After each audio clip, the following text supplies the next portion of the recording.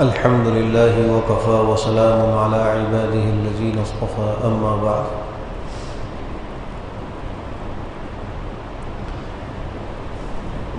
جناب نبی کریم صلی اللہ علیہ وسلم سے یہ منقول ہے کہ آپ صلی اللہ علیہ وسلم نے ارشاد فرمایا کہ جب کوئی شخص کسی مجلس میں بیٹھے اور اس جگہ سے اٹھ کر وہ جائے اور اس کا ارادہ واپس آنے کا ہو تو اس جگہ کا وہی زیادہ حقدار ہے. اس حدیث شریف میں مجلس کا ایک ادب بیان کیا گیا ہے، اور وہ یہ ہے کہ جب کوئی شخص کسی مجلس میں آ کر بیٹھتا ہے تو اس جگہ پر بیٹھنے کا اس شخص کو حق حاصل ہو جاتا ہے. کوئی اور شخص اس کو وہاں سے ہٹا کر اس جگہ خود بیٹھنا چاہے تو اس کی اجازت نہیں. پھر اگر یہ شخص کسی عذر کی وجہ سے وضو وغیرہ کرنے کے لیے اٹھ کر جائے تو آپ نے فرمایا کہ واپس اس جگہ آنے کا حقدار وہی ہے. مسجد میں جب ہم آتے ہیں تو یہ بھی ایک مجلس ہے اور یہ نماز کی مجلس ہے.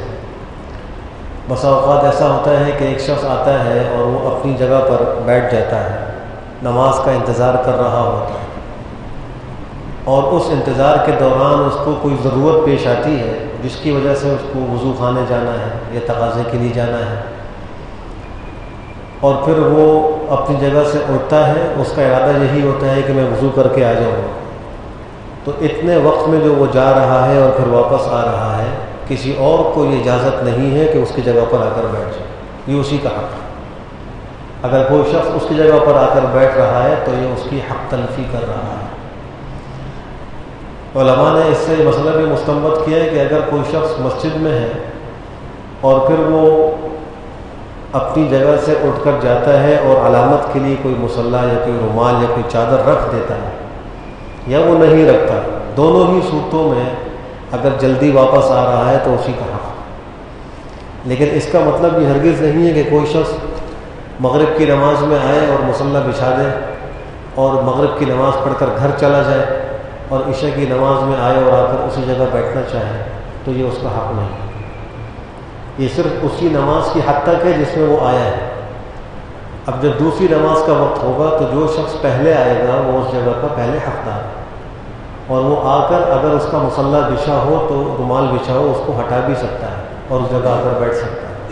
پہلے شخص کو اس سے کوئی بحث نہیں کرنی چاہیے، بلکہ اس کو یہ حق تسلیم کرنا چاہیے کہ چونکہ یہ پہلے آیا ہے اس کا حق مقدم. رمضان المبارک کے مبارک اوقات میں اکثر یہ مسئلہ لوگوں کو پیش آتا ہے، چونکہ اس وقت نیکی کا جذبہ بڑا ہوا ہوتا ہے اور ہر شخص وہ چاہتا ہے کہ میں صف اول میں نماز پڑھ لوں، امام کے قریب مجھے جگہ مل جائے.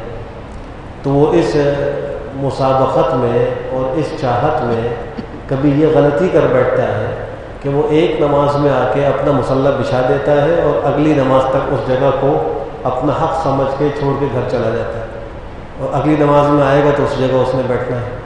اور اس پر کبھی کبھی مساجد میں آپس میں تلخ کلامیں بھی ہو جاتی ہیں.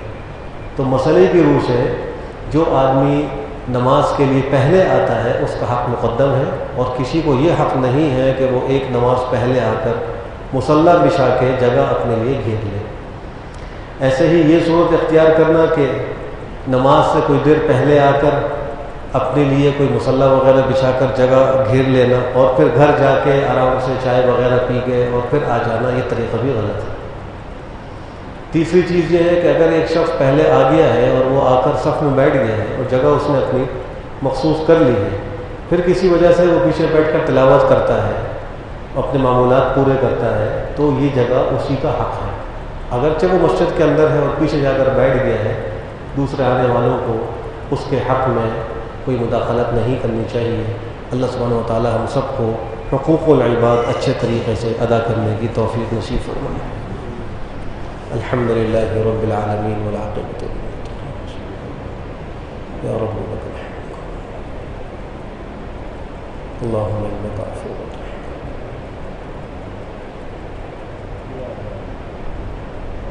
اللہم